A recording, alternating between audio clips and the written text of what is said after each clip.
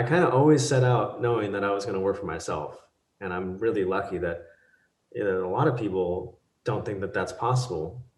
But I think we're kind of moving towards this economy where there's so much automation happening that all these jobs, it's kind of sad, but all these jobs are getting replaced by robots now.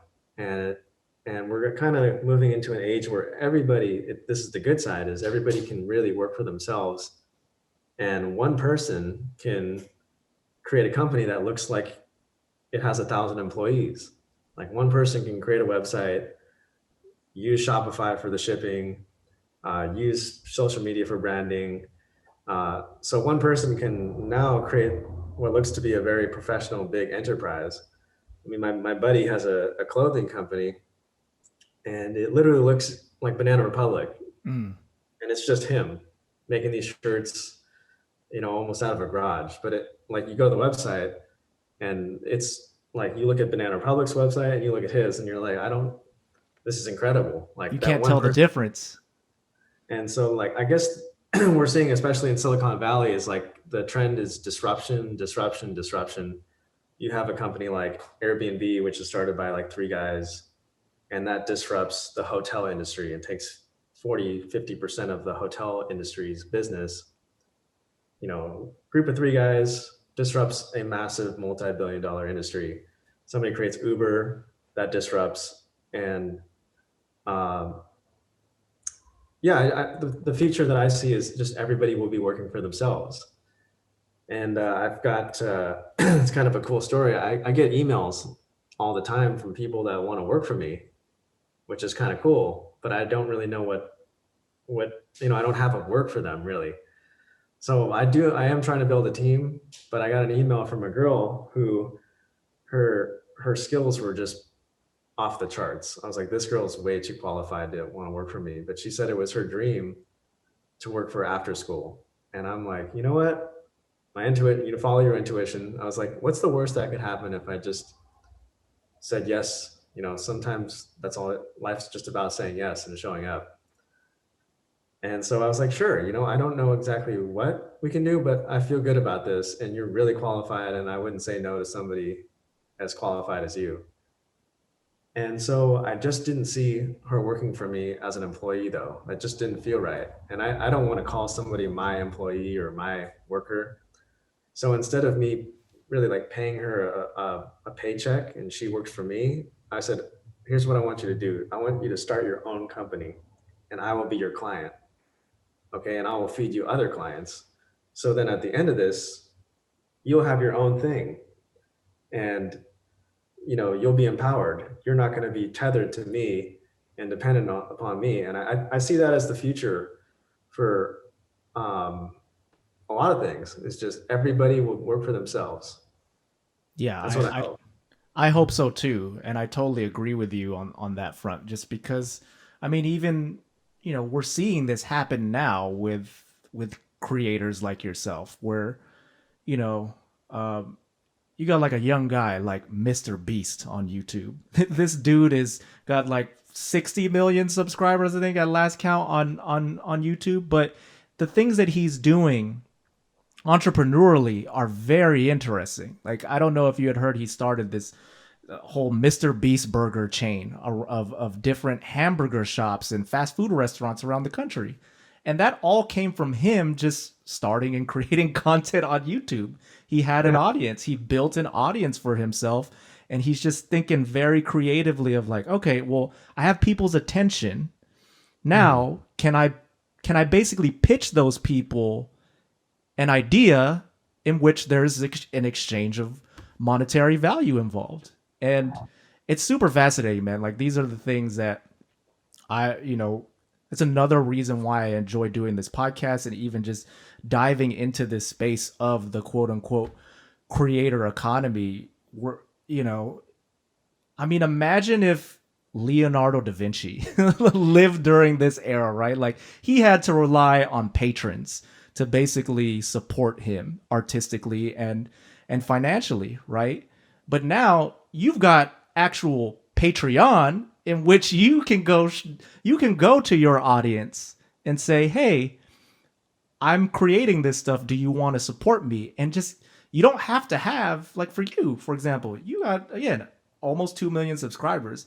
You don't necessarily need all of those 2 million subscribers paying you for your work. You only need a small percentage of them.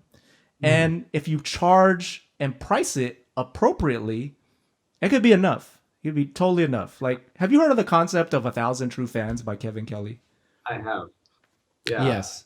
So like that, right? Like if you had, and I think this is how he puts it in in that essay, is if you had 1,000 fans paying you $10 a month, that's $10,000 a month. That's $120,000 a year. You know, that's more than enough to live on in the United States. And in the United States and in the pretty much the entire world. Like imagine now, especially working, you know, doing your work, it can be done anywhere. So you could be in Colombia, you could be in Thailand or whatnot. And then there's potential arbitrage there, right? Because now you have the US dollar.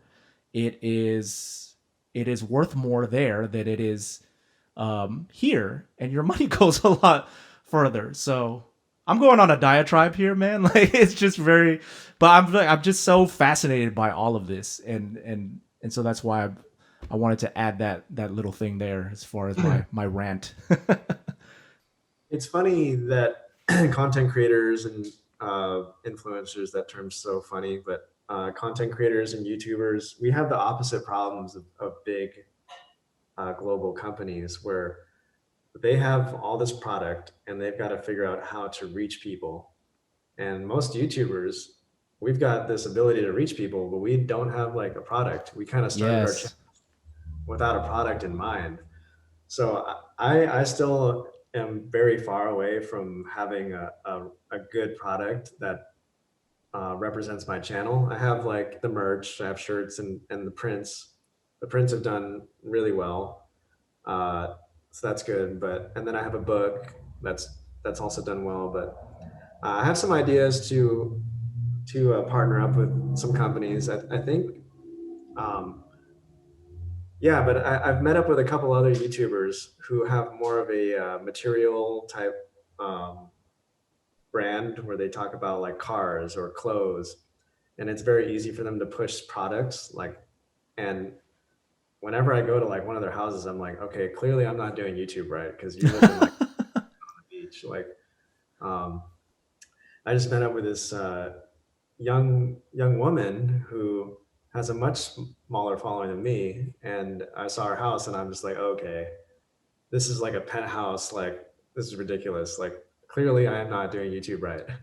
And that same thing has happened multiple times where I'm like, okay, I need to like know what you're selling and like how you're pushing that, because What's her channel? What's her content? Spirituality, kind of psychic reading type things. Okay.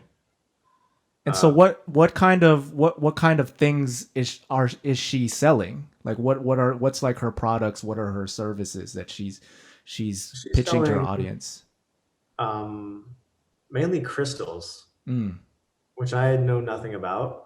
So I guess I'm not her target audience. But when we were hanging out, she has a little sound effect that goes off on her phone whenever she makes a sale. It goes like ching. On like Shopify, she has like a Shopify store, I imagine. Yeah. Like, so every time we hear that sound, you just made money. And she's like, and I'm like, okay. And I have a roommate, and I told her, oh yeah, I mentioned I have a roommate, and she was like, you have a roommate? I'm like, yeah, some people have roommates. They don't all have like fat mansion on the beach. Hey there, thank you so much for watching this excerpt of the Videocraft show presented by Video Husky. If you're a content creator that struggles to organize scripture ideas for your videos, I've got a resource for you. You can get a copy of our free script template. Using it can help you structure your videos and save you hours of time from filming in the process. To get it, all you have to do is just scroll down on this video, find the link in the description, and subscribe to our email list. From there, it'll get delivered straight to your inbox right after you sign up. And by the way, if you're enjoying these videos, can you do us just a quick favor and hit the like button before you go? And if you haven't already, make sure you're subscribed to our YouTube channel too, to stay up to date with all the content that we're creating here on this channel. And finally, be sure to tune into the Videocraft Show presented by Video Husky on Apple Podcasts, Spotify, or wherever it is that you get your podcasts. We've got links in the description down below. If you want to watch or listen to the full episode, just tap the video right next to me over here, and that'll take you to the entire episode in which this excerpt is from. Thanks again, and we'll see you next time.